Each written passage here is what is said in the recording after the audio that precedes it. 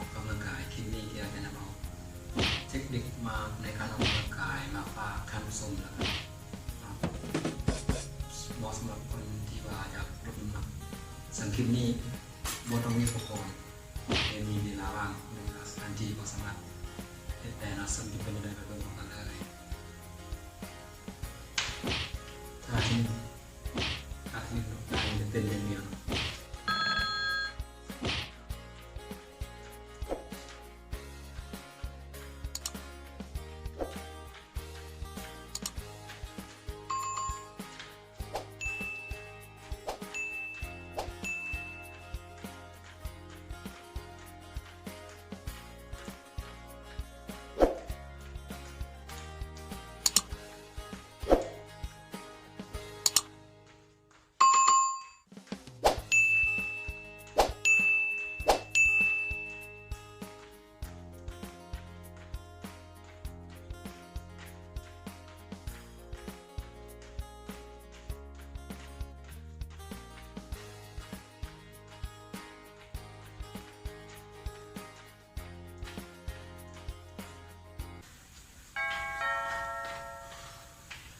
แนะนำให้เห็นประมาณ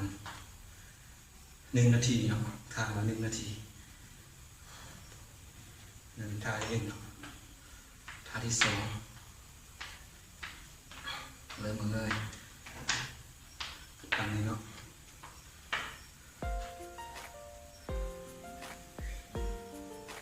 ตีสายไปเลยเนาะ60 วินาทีเท่ากับ1 นาทีกันเนาะเริ่มกันเลย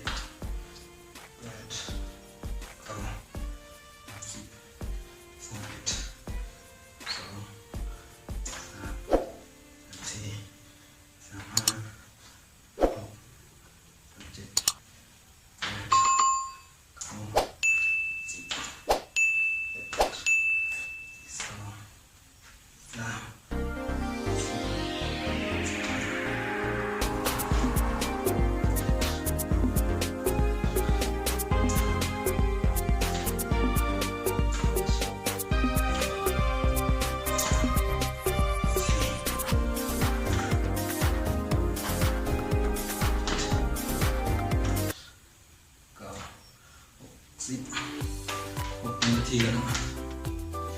เอาตัวมาเลยท่าที่2คือการตีนเบื้องขวา60 ครั้งกันเนาะต่อ1 นาทีกันเลย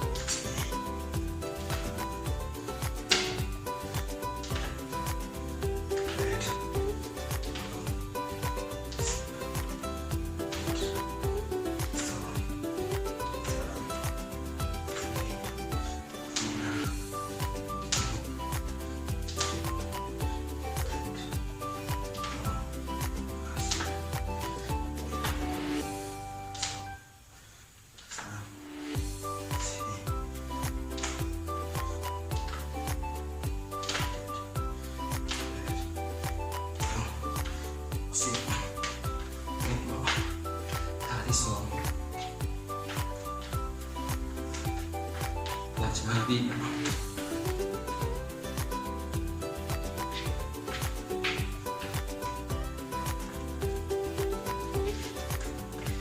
สองเลย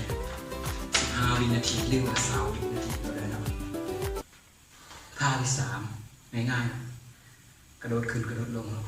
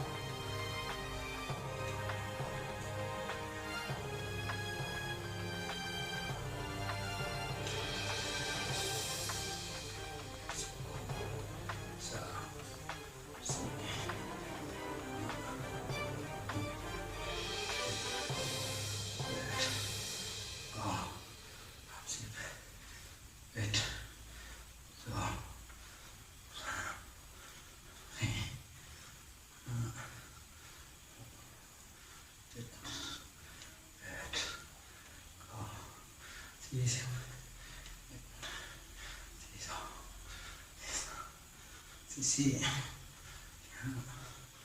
หกเจ็ด8 9 10 11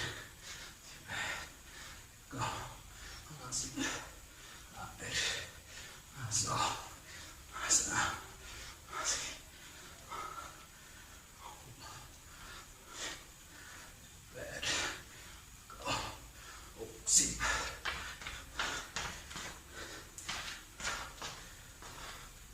ครบ1 นาทีพักก่อน15 วิ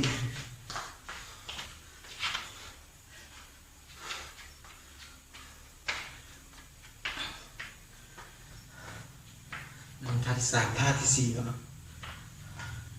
60 วินาทีคือกันไปเริ่มกันเลยสักนอน1 2 4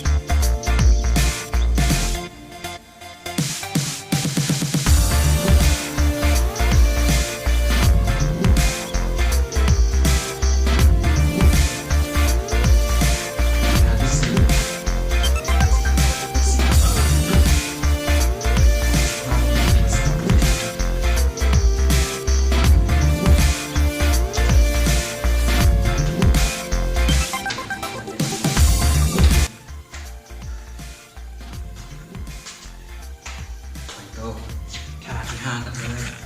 ก็คือเอาทางแต่มือไปเป็นสายแกนหลังซื่อๆ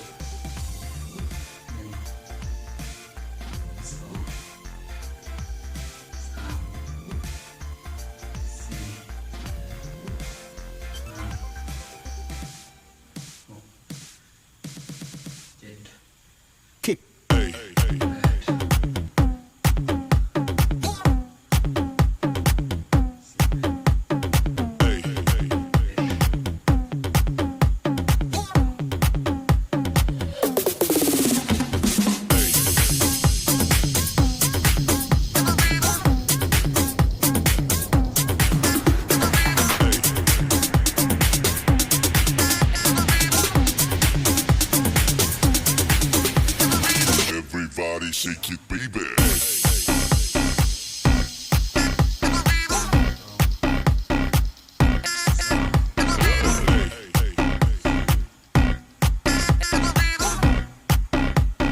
Everybody shake it, baby.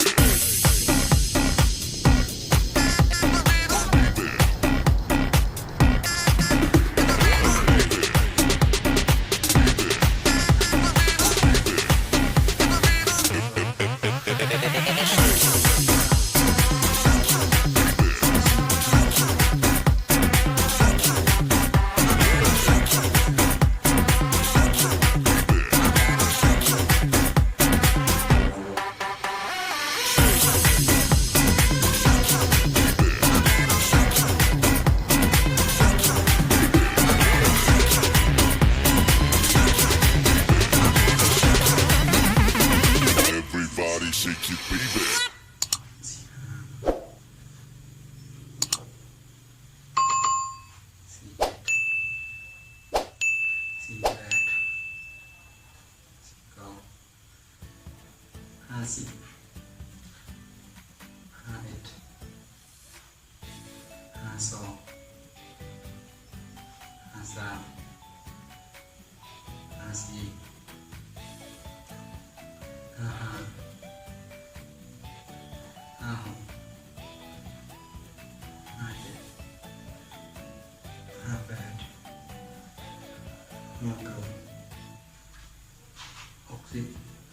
ครบ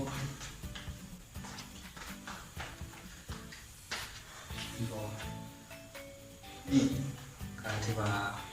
เอา5ทาไปก่อนเนาะเห็นบ่เพียงแต่5ทาง่ายๆบ่ต้องมีอุปกรณ์บ่ต้องไปออกกำลังกายแค่ใช้เวลาเพียง10 นาทีบ่ถึง18 นาทีก็สามารถลดน้ำหนักได้แล้วแนะนำให้ท่านผู้ชม